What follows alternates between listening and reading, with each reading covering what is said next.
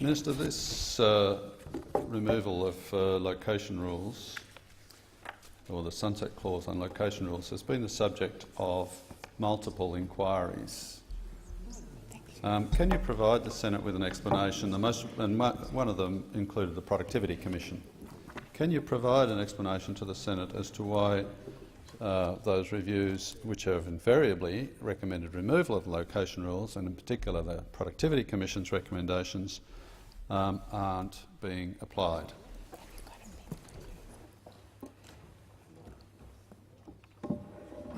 Minister. Thank you, Senator Leyonhjelm.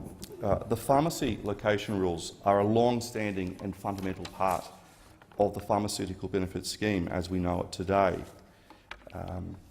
In 1985, there were just under 5,500 pharmacies in Australia, and an inquiry conducted by the Pharmaceutical Benefits Remuneration Tribunal in 1998 found that there was a marked inconsistency in the location of community pharmacies supplying PBS medicines. It found that many urban areas had clusters of pharmacies, while access in rural and remote communities was relatively poor, with significantly lower pharmacy-to-population ratios. For some rural and remote communities, the distance to a pharmacy made it difficult or expensive to access PBS medicines. The introduction of location rules in 1991 with the first community pharmacy agreement resulted in a restructuring of the industry that reduced the number of pharmacies in the short term but encouraged greater efficiency and economies of scale in individual pharmacy businesses. The objective of the pharmacy rules, and the government sees no need to change this, was to encourage a widely distributed network of PBS pharmacies that matches the demographic spread of the Australian community. Senator Leyonhjelm. Thank you for that, Minister. I'm chair of the Red Tape Select Committee, which recently examined this issue in an inquiry, and the committee was told much the same thing. In fact, I wouldn't be surprised if the same people wrote the submission to the committee as just wrote your response to my question. But the committee was unable to determine how restricting the right to establish a pharmacy in a metropolitan area, clusters of pharmacies indeed, and how the prevention of that would somehow help access to pharmaceuticals in rural and regional areas. There was nobody who was able to provide a coherent answer to that question. And on the other side of the equation, of course, is that clusters of pharmacies are not inherently bad. Indeed, clusters of food shops often result in better choice and lower prices. Clusters of clothing shops are not at all uncommon and similarly result in better choice and lower prices. So I'm wondering if you've been provided an answer to the question as to how avoiding clusters of pharmacies in metropolitan areas somehow helps access to pharmaceuticals, medicines, in rural and regional areas.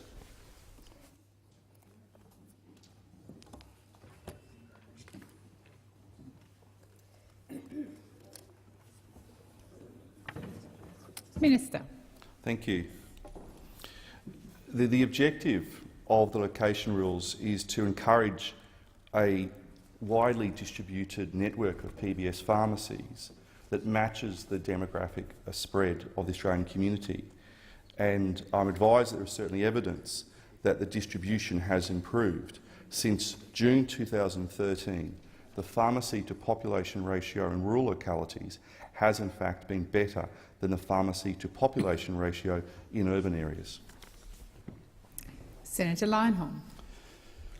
What my amendment will do would remove something which is quite unnecessary in this bill we're considering. The rest of the bill is fine, but this rather sneaky little provision removes the sunset clause, the June 2020 sunset clause that regulates the location of pharmacies and establishes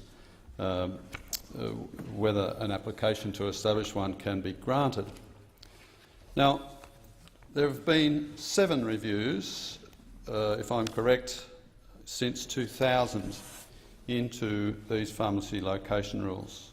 I don't think any of them have found the pharmacy location rules to be well-founded. Certainly the Productivity Commission didn't think so. The Grattan Institute has warned about a 15-year cycle of review that's creating public cynicism and disengagement. It argues that pharmacy regulation is overdue for reform, not further review, with implementation stymied by vested interests. The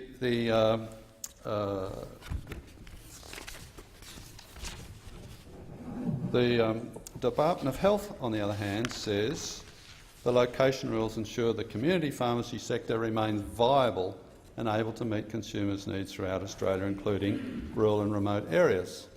It just defies logic. The Australian Medical Association says pharmacy rules are unnecessary.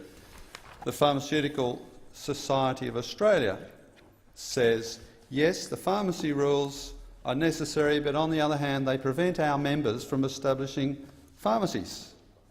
Indeed, the only lobby group, the only industry group that the committee heard from that thinks the pharmacy rules are a good idea is the Pharmacy Guild. The Pharmacy Guild is comprised of existing pharmacy owners. So, as someone once famously said, you would expect them to say that, wouldn't you? It defies belief that an industry organisation, the Pharmacy Guild, can determine to both Labor and to the Liberals and Labor that existing pharmacies are entitled to be protected from competition by location rules on the fig leaf justification that somehow or other people in regional and rural areas will have better access to pharmaceuticals as a consequence. It is absolute nonsense, and review after review has said it is nonsense. The only ones who don't say it's nonsense are the Pharmacy Guild. I cannot believe the government is falling for this nonsense.